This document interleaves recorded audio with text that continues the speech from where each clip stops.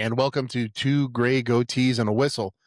I am here uh, back after a week hiatus with Coach Gonzo. We've been kind of busy, been in start of school going on, so we kind of had to take care of some of that business. But we also had the fortunate our fortunes came upon us where we were able to go to travel down to Tucson to go watch the IFL National Championship game. So that's what we're going to kind of talk about today. So, just so everybody knows, the Indoor Football League, we've kind of talked about it here in the past couple episodes.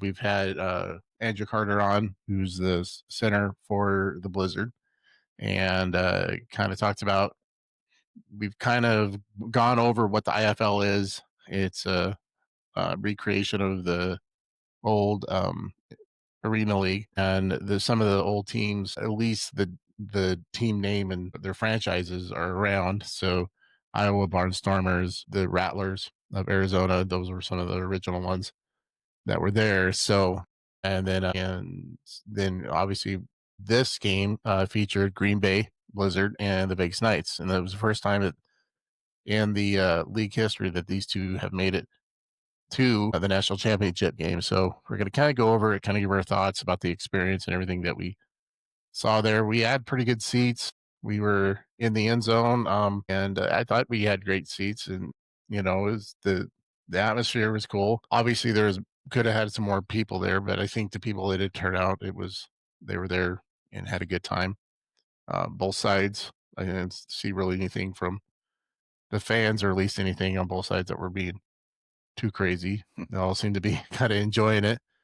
We were kind of surrounded by mostly Green Bay fans, a lot of family members of the teams and stuff. And there was a sprinkle of some of the uh, Vegas people on our side, but mostly it was kind of nice how they had it set up. They kind of, before the game started, they say, "Hey, this is where the visitor side's going to be," which in this case was the Vegas team because they had the lower seed.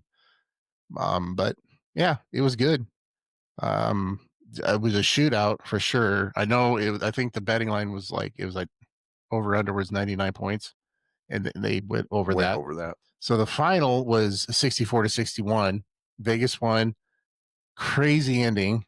It was a back and forth. There was no defense at all in that game. Last two plays. Till the last two plays. Really, it was the last play was the only stop they had all game. So that last drive, and they drove down, and there was two plays that we'll talk about because they were both under replay.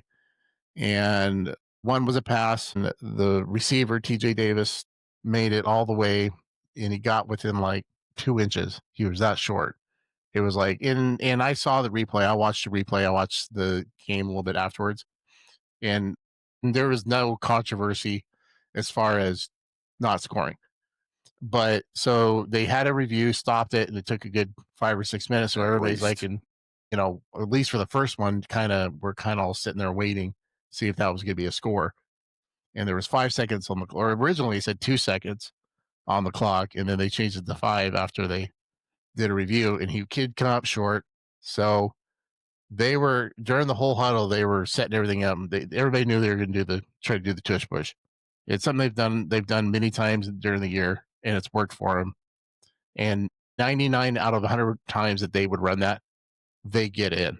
And so they lined up and ran the play, and they didn't get it. And so the original call was he didn't get in, and they did go under review to check it just to make sure. And what was really weird about that, I thought, was they would not show it on the big screen. They would not show the replay, and they finally did show it one time, and you could look, because the angle he showed looked like he initially crossed over. So Green Bay started celebrating a little bit, and then I kind of looked over at Coach Robertson, the head coach for Green Bay, and I could see him shaking his head no and walking away. And then they came out and said, "No, you're short." They upheld the call. It's a long 5 minutes. Oh man, it was both plays, because then because they reviewed that, and that took a long time too, and they did it to try to get it right. And so,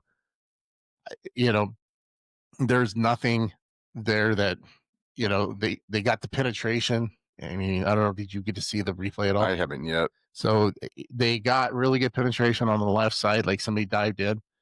The only thing I could say in that whole situation was the person they have as the tailback position. He was a receiver. I don't think he got up quick enough. He might not have mattered, but it's like he didn't get up quick enough to help get that little extra push or at least get a block.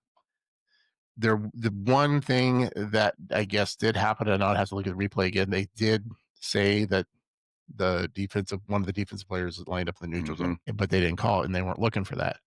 So it was kind of crazy that what would have happened if that guy was in the neutral zone? They said he was offsides. They would have had another shot, but I'm not going to complain. It was a great game.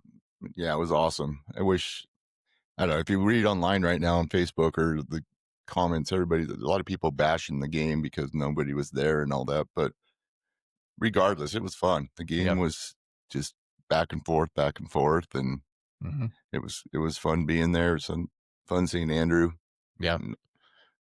Yeah. And the parent, and a lot of the people there were family. I would say that there was a good portion on both sides. There was parents, and one of the players from Vegas, he actually jumped up. He's their right guard, big 77. He came up in the stands, and I turned around and looked right next to me. He's hugging his mom. I'm assuming it's his mom, and it was a great moment for them. And then, but yeah, it was a good game. I would, breaking down the game statistically, you had Vegas with 28 first downs, Green Bay with 24. 15 of those were rushing, 12 were rushing 15 for Vegas on rushing. 12 of those first downs were rushing for Green Bay. The passing for first downs was pretty much the same, 9 of 8. Rushing yardage, Vegas had a few more, and I thought Vegas would because their quarterback is a squirrely. Yeah, he scrambled a lot. Yeah. So Delora he played at Arizona, they played at Washington State, and then that's where he played in college. But he had a great game, and they run that RPO really well in Vegas. They do a lot of that option stuff, and it worked for him. And the defense all season, I would say for Green Bay hasn't been great either, and either has in Vegas, either one. But they had Vegas was number 2 offense in the league. Green Bay was number 1. They proved it. And they threw out points left and right. And it was nuts.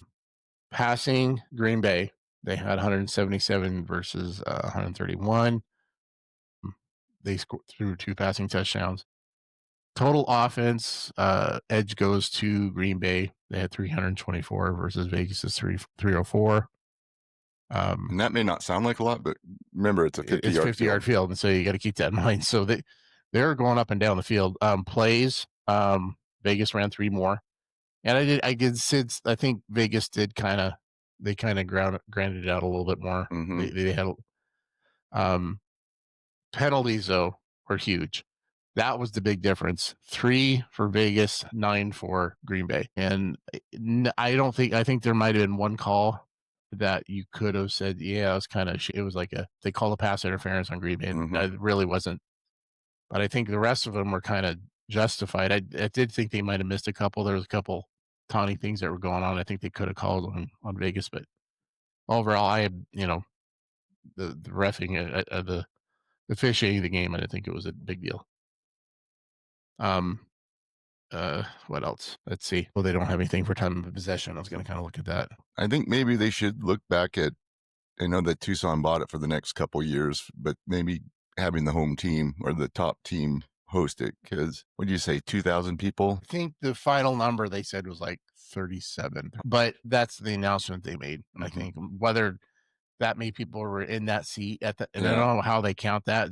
They just look at tickets sold, or because I know there's 2 seats next to me that nobody showed up for. But the Green Bay game, they had over 4,000 when I went to Green Bay to watch. So I mean, I think a couple things. I think some of it has to go with people in Tucson.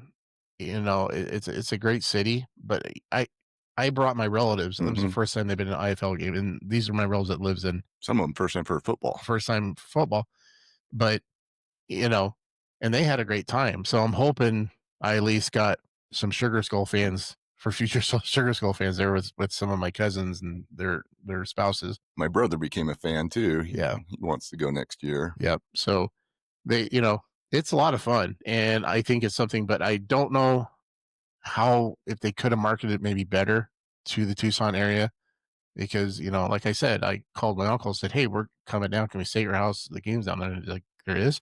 I said, "Yeah." So I don't know how well they marketed it. I think that maybe they did, but I don't know.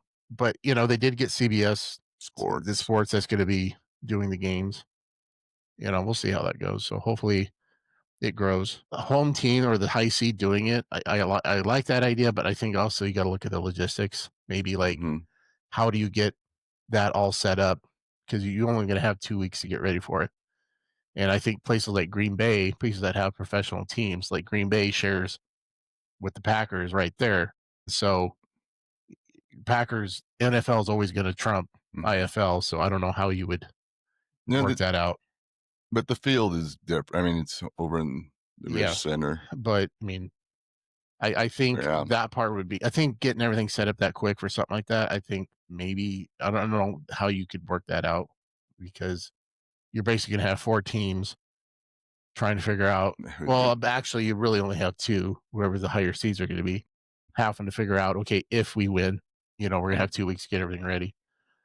But I know the commissioner was talking about for the IFL. I was like, yeah, this is a great location, but I'm like, it's not great if you're from Massachusetts or from Green Bay, Jacksonville, Green Bay, kind of, but it's a great place for, I mean, Vegas, Vegas, it was great. And so the West Coast teams are, hey, we're fine, but the East Coast team. So I think I'll alternate, but maybe even every 2 years, like, okay, we'll do West Coast 2 years, we'll do East Coast. And maybe try to balance that out a little bit. That'd be the only thing I could think of that maybe they could work on in the future. Yeah, but like I said, it was fun. Yeah. Long drive, but long drive. So 14.5-hour trip each way. But it was fun. And I know everybody's like, gosh, you're crazy. I'm like, yeah, but it was fun. And the game atmosphere, they had a tailgate section. I think it would have been nice if more people would have been there. But they tried to get it set up. They have the Tucson field because I guess that was their practice field for the week when they were there for the teams, and it's connected to the hotel where the teams are staying at. So they have the field out there, and they have some stuff out there for kids to play on, and then they have the mascots there, or a few of the mascots, not just the 2, and food and drinks and stuff like that. Gave away some swag. My wife got a T-shirt. We got some pictures with some of the mascots, and then we got to meet the pretty much all the, and even if you didn't know, pretty much all the, there's a lot of the coaches for the IFL that were in that building, and the owners were there and stuff like that, mingling. And then I know the head marketing director, we introduced ourselves to him for Green Bay and kind of explained to him who we were, and he was there with his family, and so it was a great experience, I think, all around.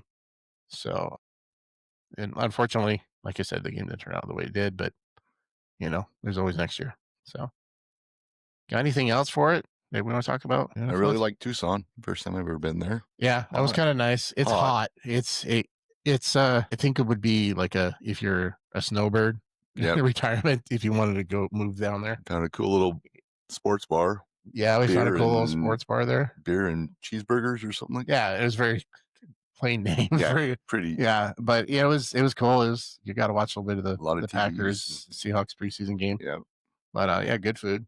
So, anyways, all right. Well, that's going to be it. So we're going to move on to our next segment. We're going to talk about the mascot of the week.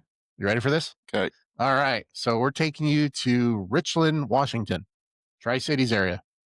Okay. Do you happen to know the mascot for Richland? Does it have something to do with apples?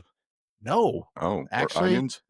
This is the crazy part. So I'm going to talk about the history of this. Okay. So the whole Manhattan Project for World War II. Okay. Everybody should know the Manhattan Project, right? The building of the atomic bomb down in Oppenheimer and stuff like that. Well, part of that project happened in there. So Hanford Nuclear Facility is just outside of Richland. And they built one of the bombs, was built Hmm. there, and one of those dropped on Nagasaki. So there's 2 points that intertwine this. So you had what we call B-17 day pay, and so what happened was the Hanford engineers workers donated 1 day's wage to buy a B-17 for the Army Air Force, and it was christened at the Hanford Airport in July 23rd, 1944, costed about $300,000 and flew 600 plus missions. 60 plus missions in Europe. So the story of Richland's identity is about honoring the town. Then you have the atomic era identity. Richland built and served as the Manhattan Project at Hanford B reactor, which produced the plutonium for the Nagasaki bomb. Hmm. And the city long embraced the atomic city. The school was later popularized with a mushroom cloud with our logo, and people are kind of like, this kind of might not sit right with certain people, which is understandable. So the nickname is the Bombers. They're Richland Bombers. And a lot of people are saying, no, this is more towards the B-17, not Hmm. towards The bomb. necessarily the bomb, which it's, yeah, however you got to make it fit so you can justify it, I guess. But so the name and history opened up. The school was Columbia High School, 1910, and then it renamed itself Richland High School in 1982. And they compete in the 4A, the largest classification for Washington. Their enrollment's about 2,200 kids, 912. Like I said, the logo mascot is a mushroom cloud with an R that they've been using for decades. They have a mascot called Archie, and it's a B-17 with a ball turret gunner.